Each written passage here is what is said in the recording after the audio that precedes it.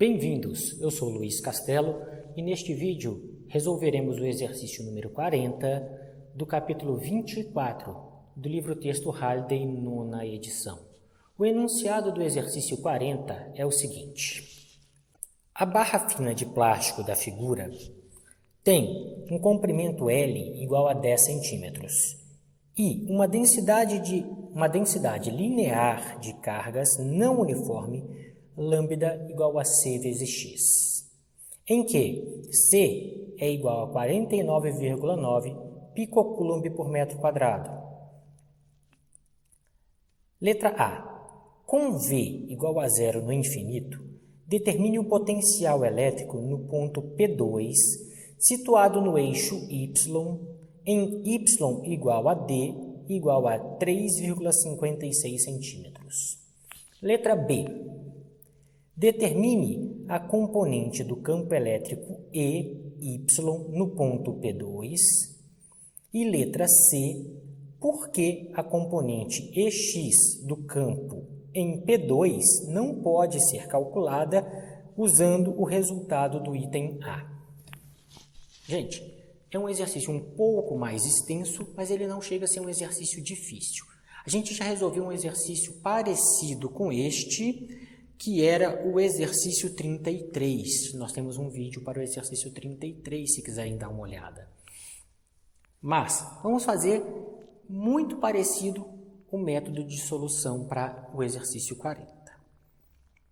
O que nós vamos fazer é pegar um pedaço pequeno daquela barra fina. Lembra que essa barra é fina, ela não tem essa espessura aqui. Então, ela tem a densidade linear de cargas. Por isso que eu falei para vocês que a constante C é picocoulomb por metro quadrado, apesar de estar escrito por metro no Halliday. Estaria errado ali no Halliday isso. E fazendo essa correçãozinha só que estava errada ali no texto do Halliday, erro de digitação, nós vamos partir para a solução do problema. Vamos cá, vamos aqui. Vamos pegar um pedaço pequeno desta barra novamente. Eu vou pegar um pedaço bem pequeno desta barra, de tamanho dx, um pedaço bem pequeno do eixo x aqui. Neste pedaço dx, eu tenho uma quantidade pequena de carga que nós vamos chamar de dq, porque a barra toda tem uma carga q. Este pedaço pequeno nós vamos chamar de dq. E eu quero saber qual é o potencial que este pedaço muito pequeno produz aqui. Vamos aqui, então, fazer uma linha imaginária, vamos fazer uma linha. Por quê? Eu preciso saber a distância daqui até aqui. Essa distância nós vamos chamar de R por enquanto. Essa distância daqui até aqui, no eixo X, nós vamos chamar de X. E daqui até o ponto P2, nós vamos chamar de Y.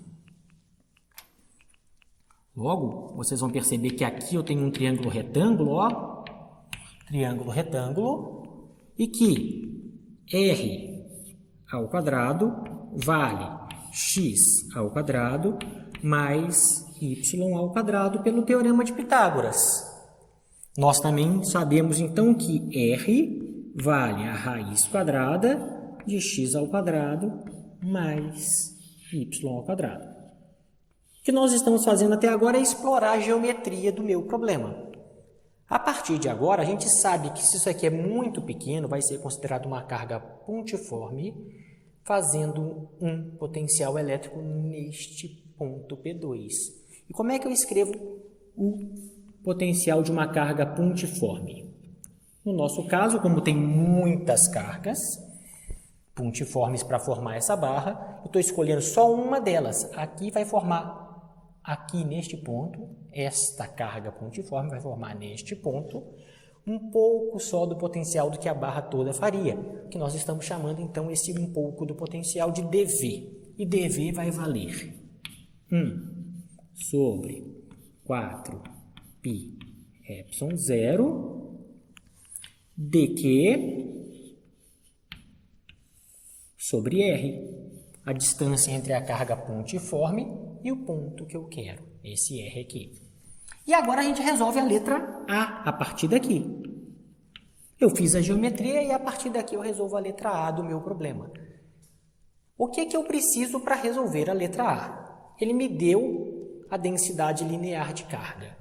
Densidade linear é dq dx, carga sobre comprimento. Logo, dq pode ser escrito como lambda dx. Mas ele me forneceu quanto vale lambda. Ele não é uniforme. Lambda vale cx. Então, eu vou trocar lambda por c vezes x. Vai ficar aqui dq é igual a c vezes x dx. Eu não podia deixar dq porque eu vou varrer desde aqui do ponto zero até aqui, no final da barra, que é o tamanho dela, L, todas as cargas que existirem lá.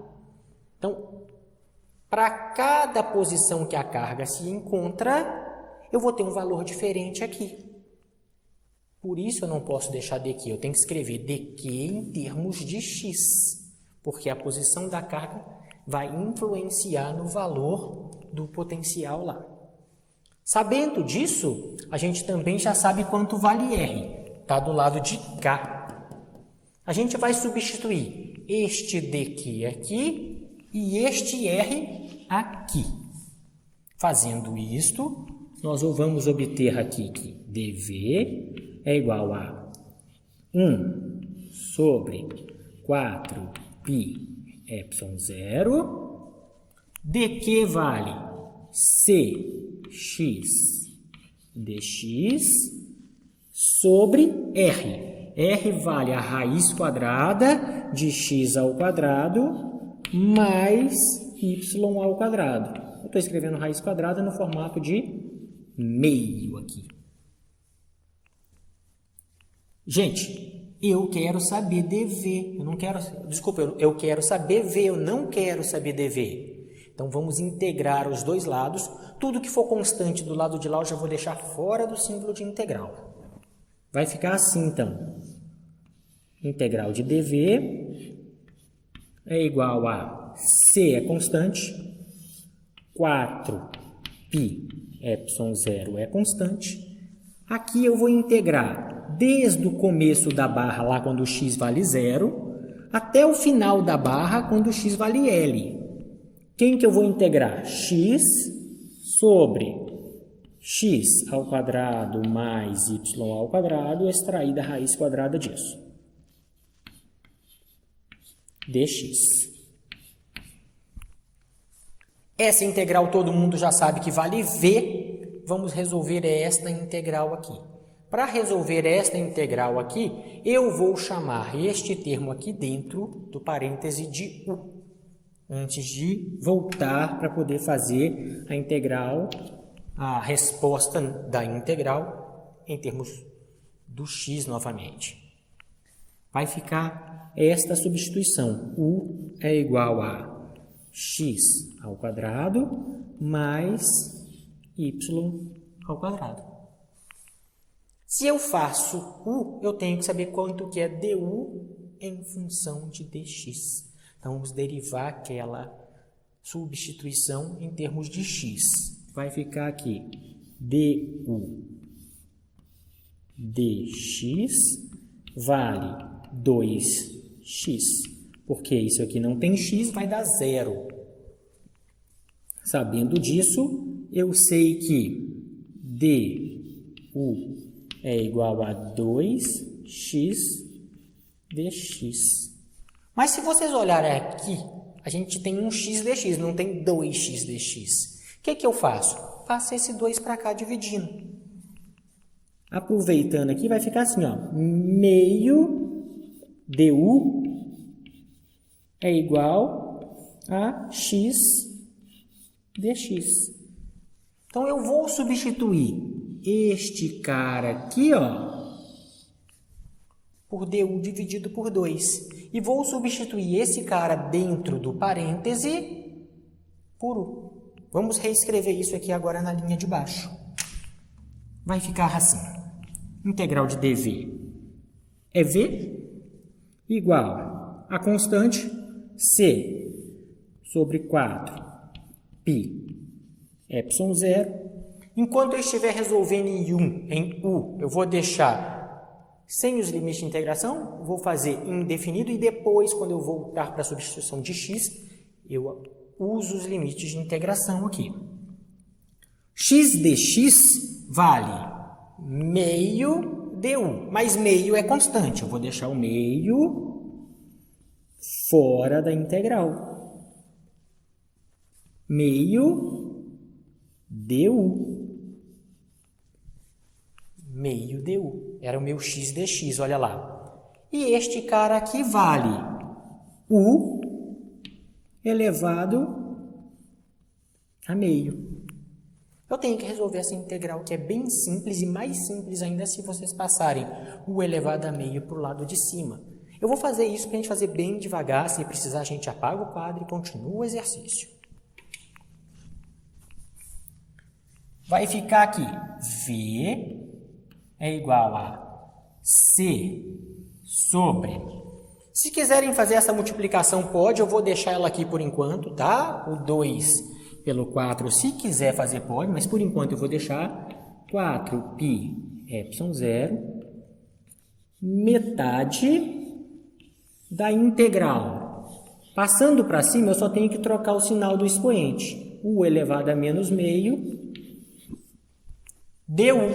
E essa integral eu sei fazer, é somar 1 e dividir por quanto deu.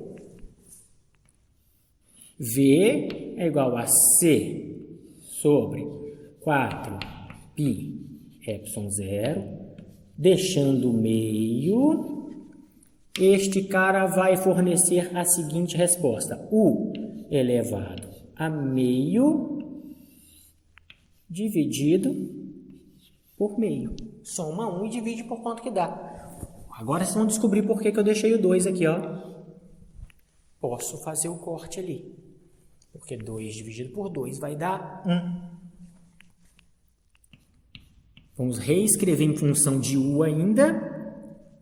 V é igual a C sobre 4π epsilon 0, u elevado a meio. Mas eu não queria em função de u, eu quero em função de x. Vou fazer o retorno, então, da minha substituição. U vale x ao quadrado mais y ao quadrado. Vamos fazer isso do lado de cá. V é igual a C sobre 4π epsilon 0. No lugar de u, coloco isso. X ao quadrado mais y ao quadrado. Tiro a raiz quadrada. Meio é raiz quadrada. Desde 0 até L. Agora eu vou substituir os limites de integração. Quando eu retorno para o formato que eu queria, em x, eu uso os limites de integração. É só fazer o de cima no lugar da letra x, menos o de baixo no lugar da letra x, porque a gente está integrando em x aqui. Vamos fazer isto aqui. V vai ser igual a C sobre 4π epsilon 0. Depois eu coloco um colchete, um parênteses para poder ajustar tudo, falar que aquilo multiplica todo mundo. Vamos substituir o de cima menos o de baixo. Raiz quadrada da de cima, L ao quadrado mais Y ao quadrado. Fiz a de cima, menos, faz a de baixo. 0 ao quadrado é 0, não vou nem escrever. Y ao quadrado, raiz quadrada de y ao quadrado, y.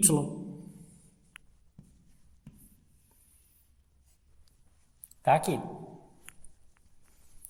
Pessoal, agora, para achar o potencial aqui que a letra A pediu, basta eu substituir os valores. Vamos substituir esses valores. V é igual a C. Tá lá, 49,9 vezes 10 a menos 12 dividido por 4 π, valor do epsilon 0, 8,85, vezes 10 a menos 12, está aqui, vezes a raiz quadrada de L vale 10 vezes 10 a menos 2 ao quadrado, 10 vezes 10 a menos 2 ao quadrado, mais y ao quadrado está aqui e tem este valor, 3,56 centímetros. Então, 3,56 vezes 10 a menos 2 ao quadrado, tira a raiz disso tudo, menos y. 3,56 vezes 10 a menos 2. É só usar a calculadora agora, aqui, para poder saber quanto deu o potencial ali no ponto P2. E se vocês usarem a calculadora, vão achar que este valor é de aproximadamente 31,7 milivolts. Está resolvida a letra A, que talvez seja o mais difícil desse exercício, mas mesmo assim não é tão difícil. É uma substituição bem simples para resolver essa integral aqui. Um pouquinho de prática a gente consegue fazer ela. Vou apagar todo o quadro aqui agora e vamos partir para a solução da letra B. Para a solução da letra B, eu vou precisar desta resposta aqui. Desta aqui. Então, eu vou apagar o quadro, colocar só a resposta da integral, quanto vale genericamente o potencial em um ponto P2 qualquer aqui. Se ele estivesse em qualquer posição aqui sobre o eixo Y, daria esta resposta. Era só colocar outros valores. Então, eu vou apagar e vou deixar tudo aqui e vamos partir para a letra B. Muito bem, nós apagamos o quadro e agora podemos resolver a letra B. A letra B, ele nos pergunta qual é a componente Y do campo elétrico ali no ponto P2. Pessoal, eu já sei qual é a parte do potencial produzido ali no ponto P2, exatamente no eixo Y. Se eu sei isso e lembro que para determinar o campo elétrico é só fazer as derivadas parciais, se eu quero saber a componente Y do campo elétrico, basta eu fazer menos a derivada parcial do potencial em função daquilo que eu quero, que neste caso é o eixo Y. O que é preciso fazer é isso aqui. Vamos fazer essa derivada aqui. Essa derivada, só porque o símbolo é diferente, não quer dizer que a derivada é diferente. A derivada é exatamente a mesma forma de fazer. Nós vamos fazer ela assim, ó. O que é constante aqui? Eu vou deixar aqui, esqueci de colocar o colchete. O que é constante aqui eu vou deixar fora do símbolo de derivada. Vai ficar menos C sobre 4π epsilon 0 e vou derivar tudo aquilo que tem y d dy deste colchete todo aqui. Então, eu vou derivar L ao quadrado mais y ao quadrado, tirada a raiz quadrada que eu escrevi no formato de meio, menos y. De onde que eu obtive isso? Da nossa letra A que a gente acabou de resolver.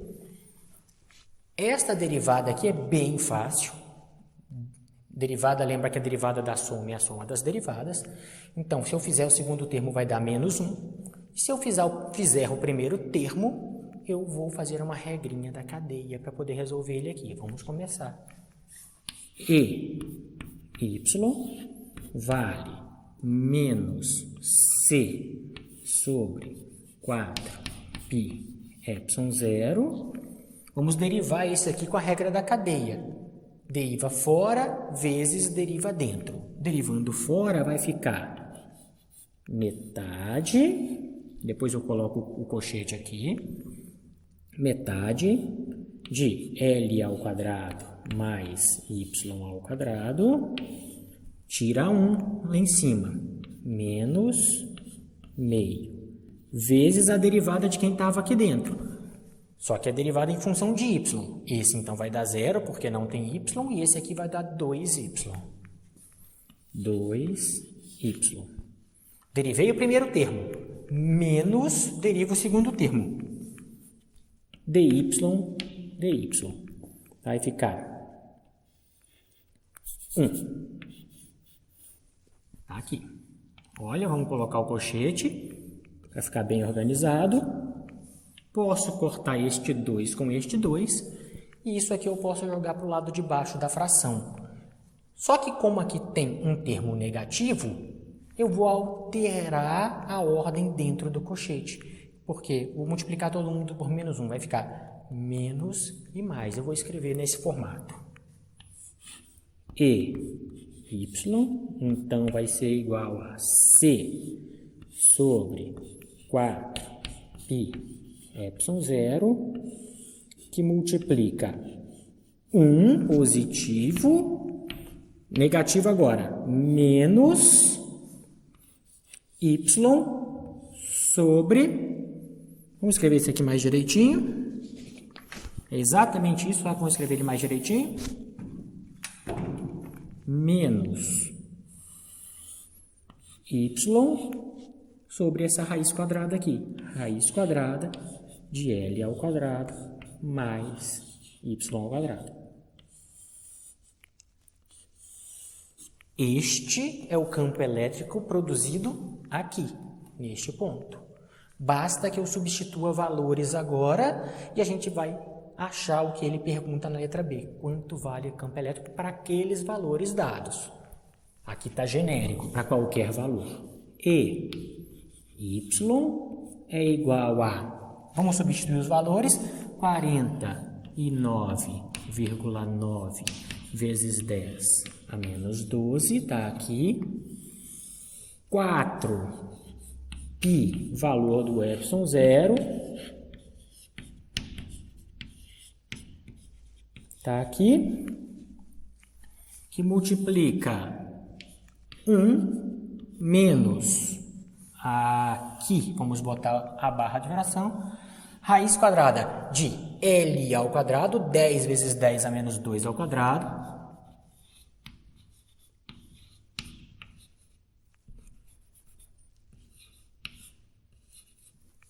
mais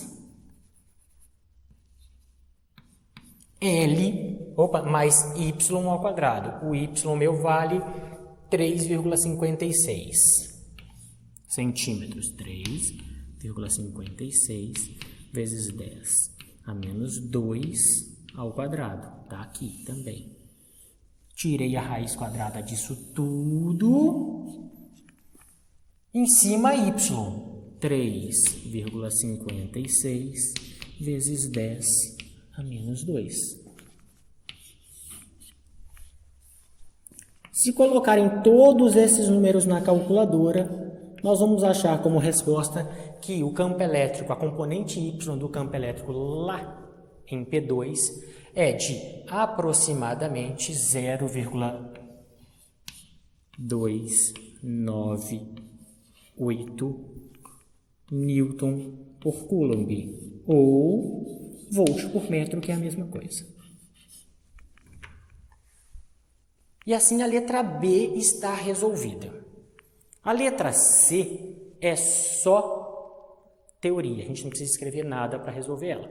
Vamos agora falar sobre o que acontece na letra C. Vamos ler mais uma vez a pergunta da letra C e vamos falar sobre o que acontece com ela. Então, lendo aqui o que a letra C pede, só para a gente se situar mais uma vez, não perder o foco do exercício, a gente pode responder ela. O que ela pede é o seguinte: por que a componente EX do campo em P2 não pode ser calculada usando o resultado do item A? Ele quer saber por que eu não posso usar esse resultado para calcular a componente EX aqui no ponto P2. A gente usou esse resultado para calcular a componente y. Gente, vamos lá. Talvez não o mais rigoroso método de responder isso, mas o mais simples de responder isso para vocês é o seguinte: nós determinamos o potencial exatamente em cima do eixo y. Isso aqui a gente determinou ele exatamente em cima do eixo y. Se a gente quiser calcular o potencial, a componente x do potencial elétrico, se a gente quiser calcular a componente x do campo elétrico, consequentemente, a gente deveria ter feito o cálculo do potencial em um ponto arbitrário fora do eixo x e fora do eixo y aqui. Por exemplo, eu escolho qualquer ponto, esse ponto aqui, eu calculo aqui qual vai ser o potencial e aí eu vou ter encontrado, para a letra C, um potencial de XY e não um potencial de Y apenas. Se eu encontro um potencial de XY, eu posso encontrar o campo elétrico através tanto de X quanto de Y, através do gradiente do potencial que eu obtive em um lugar genérico. Então, aqui eu não vou usar isso para calcular a componente x, pelo simples fato de que eu não escolhi um lugar genérico. Eu escolhi e eu calculei isso especificamente para o eixo y. De novo, talvez não seja a resposta mais rigorosa do ponto de vista física, mas é a resposta que a gente pode colocar para essa interpretação do problema 40. Dessa forma, a gente encerra o exercício número 40.